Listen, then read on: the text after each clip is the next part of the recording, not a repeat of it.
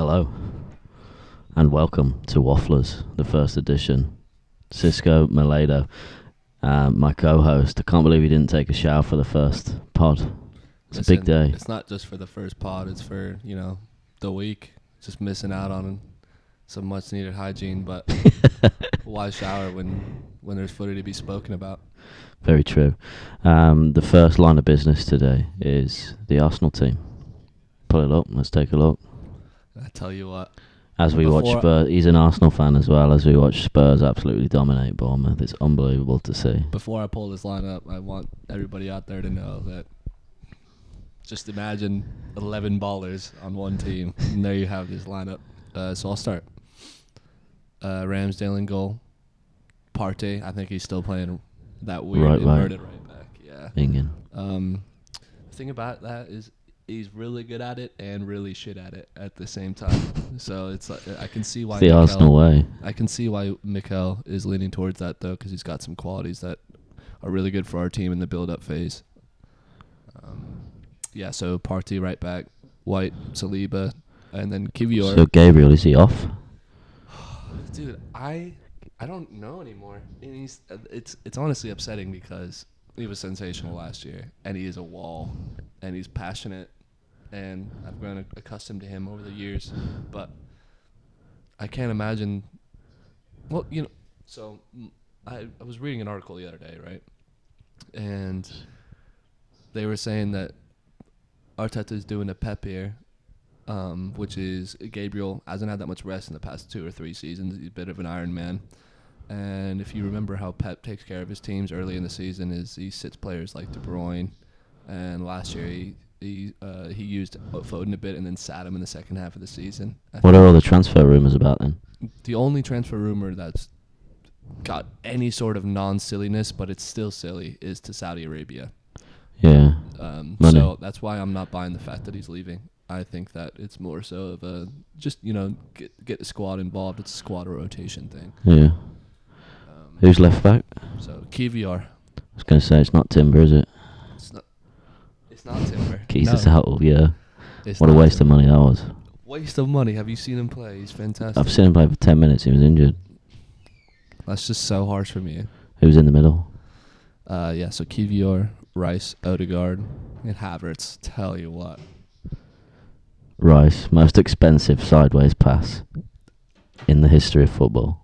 I know you're not saying this after watching Caicedo play yesterday. He was doing a lot of that when he, to be fair to him. Caicedo, good player, but don't let that system. Not sure about Deckers. Yeah. Man of the match last game. Scored 2 goals in 10 years? Yeah, but it's not his bag, is it? No. Plus, he said he wants to add more to his game. I think he's he finally needs to. playing a little bit more of an advanced role at Arsenal. So a lot of money. We'll see. A lot of money. So, what's your rating on Declan then? Are you in the pot that says that he's just a sideways pass merchant? He's a sideways pass merchant for sure. Good defensively, I'll give him that. Would like to see a bit more to his game. Some forward passes, playing through the lines, switches. Can I give you a hot take? You're going to see more to his game today. We'll see, won't we? I think he's every single game he takes a step up. Last game he was man of the match. This game he's another step up. Yeah, we'll see. Got Odegaard and Havertz next to him though to play some of those passes. That is fantastic, Mikel. You're getting ready for the game right now, but I want you to know that some random bloke in Florida thinks the world of you. I love you to bits, Mikel. You've done so well with this club. Never leave. And your front threes, Trossard, Saka and Martinelli. Yeah.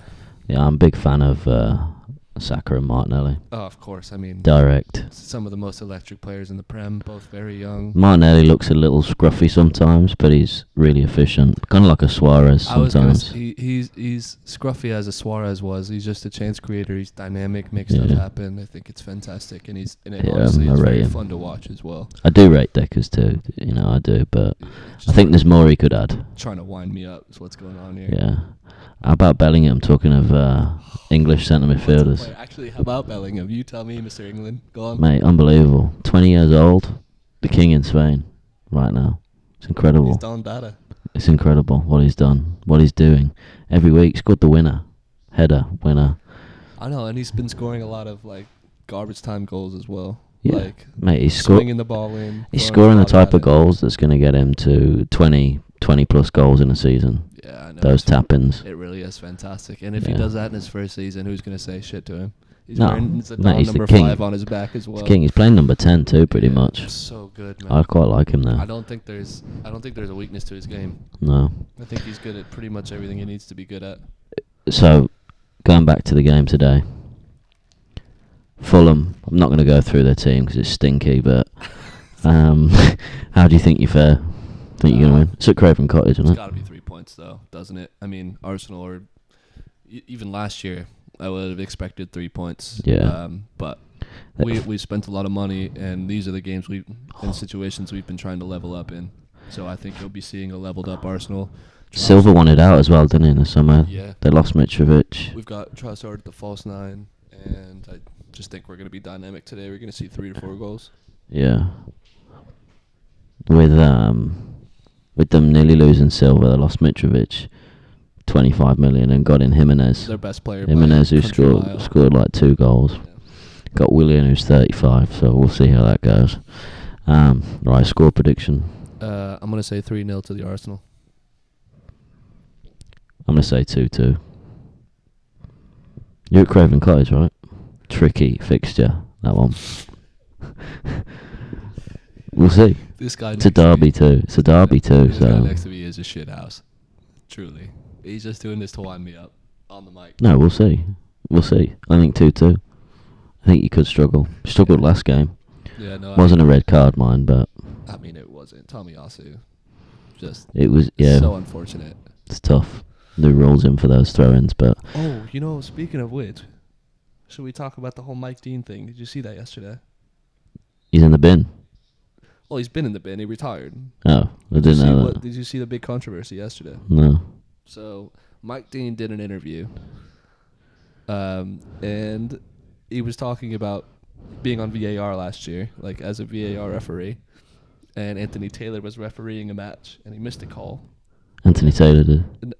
And then so Mike Dean's on VAR, and Mike Dean didn't want to review the incident because he's mates with Anthony Taylor. He didn't want to make him feel bad. Expose him. Mike Dean's got no bottle. Well, not only does Mike Dean have no bottle, that shows that there's holes in the VAR situation. It's not clear cut at all. It's still, at the end of the day, it comes down to old bastards messing up calls. Can we not get a system in place where you don't even have to have 3 fellas running around the field and the fucking VAR just does all of it? However we can get close enough to a tennis situation, Yeah. football, Hawkeye. that's better. Yeah, I agree. But I mean, I think part of the theatrics and drama of football is having one old plonker in the midfield.